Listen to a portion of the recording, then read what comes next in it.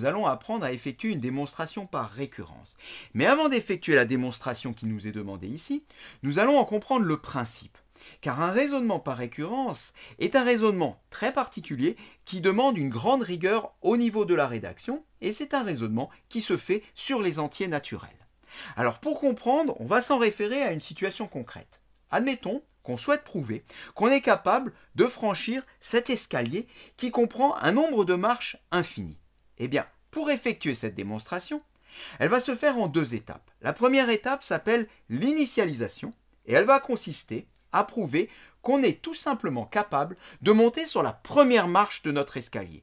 Mathématiquement, cela voudrait dire qu'on a au départ une propriété qu'on veut prouver pour n'importe quel entier naturel à partir d'un entier naturel bien précis.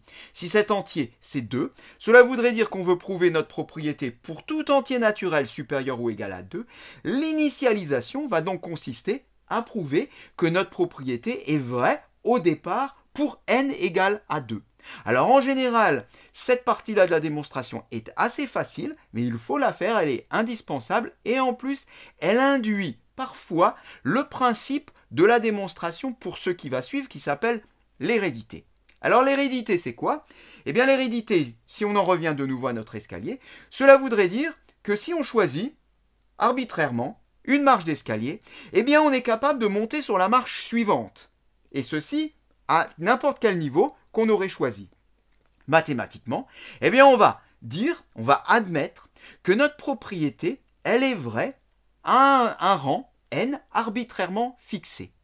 Et on va prouver que dans ce cas-là, si elle est vraie à un rang n arbitrairement fixé, eh bien elle est vraie au rang suivant, c'est-à-dire qu'elle est vraie au rang n plus 1.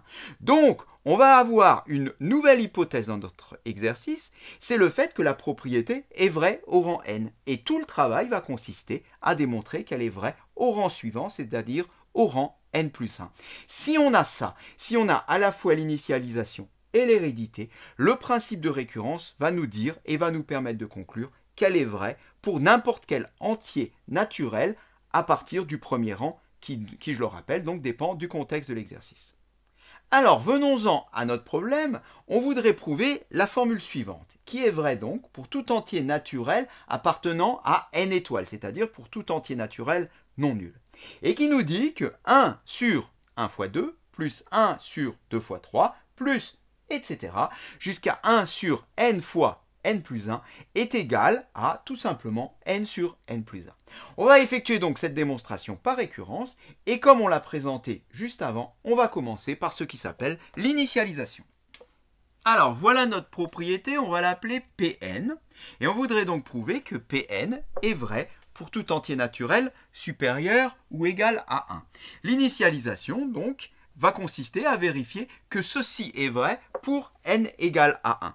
Alors, commençons déjà par écrire le membre de gauche dans le cas où n égale à 1. Alors, c'est un peu particulier parce qu'ici, il s'agit d'une somme infinie, mais lorsque on l'effectue au niveau du tout premier terme, ça ne devient plus une somme. Pour se rendre compte, il suffit de remplacer à ce niveau-là n par 1. Ça nous fait 1 sur 1 fois 1 plus 1, donc 2, soit 1 sur 1 fois 2. Et on remarque que ce 1 sur 1 fois 2, il est ici.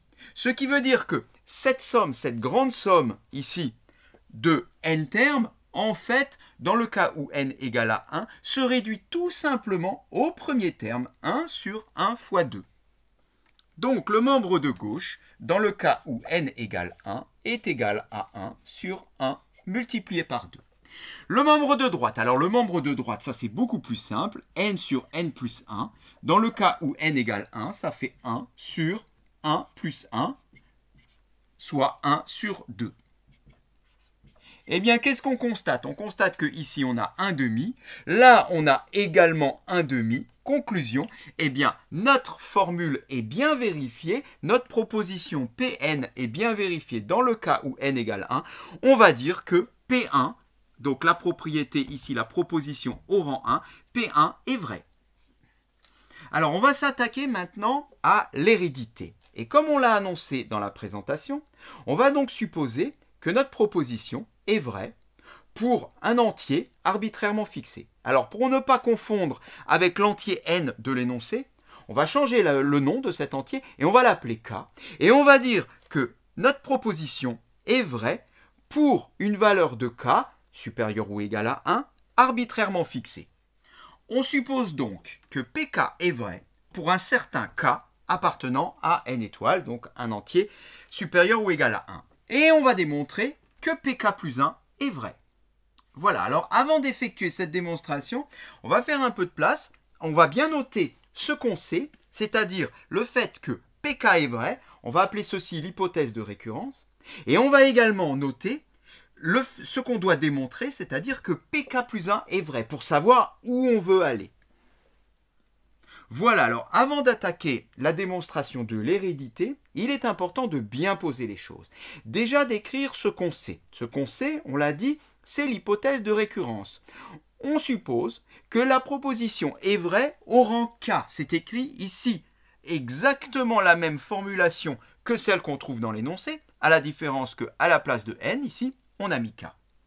À démontrer que notre proposition est vraie au rang suivant, c'est-à-dire au rang k plus 1. Qu'est-ce qu'on va faire? Eh bien, on va tout simplement remplacer partout où on a k par k plus 1. Par exemple, ici, j'ai k, j'ai écrit k plus 1. Ici, j'ai k plus 1. J'ai écrit k plus 2. Alors, pourquoi? Parce que k plus 1 me donne k plus 2. Ici, j'ai k, je trouve donc k plus 1. Et ici, j'ai k plus 1, comme avant, je trouve k plus 2, donc k plus 1, ce qui me donne donc k plus 2. Maintenant, on va donc partir de ceci pour démontrer ceci. Ceci, on l'a, ceci, on doit le prouver. Voilà, j'ai donc recopié ici mon hypothèse de récurrence. On a dit que ça, on le sait. La proposition est vraie au rang k, donc c'est une hypothèse, on peut partir de ça.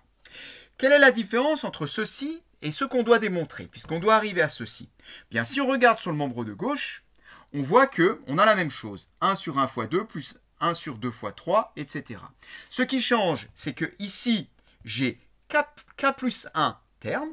1, 2, 3, 4, 5 jusqu'à k plus 1. Alors que ici, j'ai k termes. 1, 2, 3, 4, 5, 6, etc. jusqu'à k. Donc, ce qu'on va faire, eh bien, c'est qu'on va compléter ici le membre de gauche par le terme qui nous manque. Vu qu'on veut refabriquer cette égalité, c'est ça qu'on doit démontrer, il faut y aller pas à pas. Donc, commençons déjà par rajouter au membre de gauche 1 sur k plus 1, k plus 2. Voilà, j'ai donc déjà recopié tout le début du membre de gauche, plus 1 sur k plus 1, facteur de k plus 2, égal. Alors, égal à quoi? Eh bien, égal déjà à k sur k plus 1. Ça, pour l'instant, on n'y touche pas. Mais si on a rajouté ce terme sur le membre de gauche, bien évidemment, il faut le rajouter également sur le membre de droite, sinon on n'a pas l'équivalence. Voilà, on regarde un petit peu où on en est. On rappelle qu'on veut prouver ici ce qui est écrit en rouge. Alors, maintenant, le membre de gauche, c'était exactement le même ici. On va de 1 sur 1 fois 2 jusqu'à 1 sur k plus 1, facteur de k plus 2, comme ce qui est écrit ici. Le membre de droite, il nous faudrait k plus 1 sur k plus 2. Bon, on n'a pas du tout ça. Donc finalement, maintenant, la démonstration va consister à prouver que cette somme-là est égale à k plus 1 sur k plus 2. Bien, qu'est-ce qu'on pourrait déjà faire? On pourrait mettre au même dénominateur ces deux fractions. Nécessairement, ici, on va arriver à une seule fraction. Là, on en a deux. Ça veut dire qu'il va falloir modifier l'expression pour se ramener à une fraction. Alors, si je mets au même dénominateur, ça veut dire qu'il va falloir multiplier ici cette première fraction par le facteur k plus 2 en haut et en bas. Donc, ce qui nous donne k, facteur de k plus 2, le tout sur, maintenant j'ai un même dénominateur, k plus 1, facteur de k plus 2. Et on n'oublie pas ici donc le terme plus 1 de la fraction de droite. On peut donc développer ici le numérateur, ce qui donne k au carré, plus 2k, plus 1. Le tout sur, toujours k plus 1 fois k plus 2. Alors on y est presque parce que quand on voit k carré plus 2k plus 1, on reconnaît ici une identité remarquable et k carré plus 2k plus 1, ça nous donne k plus 1 au carré. Et là c'est parfait parce que j'ai un facteur k plus 1 en haut, j'en ai même deux. Mais enfin, j'en ai au moins un. J'ai un facteur k plus 1 en bas. Je peux donc simplifier au numérateur et au dénominateur par k plus 1. Du coup, il va me rester eh bien, un facteur k plus 1, celui que je n'ai pas utilisé, et ici l'autre facteur k plus 2. Ça tombe bien parce que c'est exactement ce qu'on doit prouver. On doit prouver que notre membre de droite est égal à k plus 1 sur k plus 2. On l'a prouvé. On a donc démontré que P de k plus 1 est vrai. On est parti du fait que PK est vrai, et on en a déduit que PK plus 1 est vrai. À partir de là, on peut utiliser le principe de récurrence. Conclusion, Pn est vrai au rang n égale 1, ça c'est l'initialisation qu'on avait vérifiée tout au début, et à partir de ce rang, elle est héréditaire, et donc, d'après le principe de récurrence, elle est vraie pour tout entier n appartenant à n étoiles. Merci d'avoir regardé cette vidéo, et à bientôt.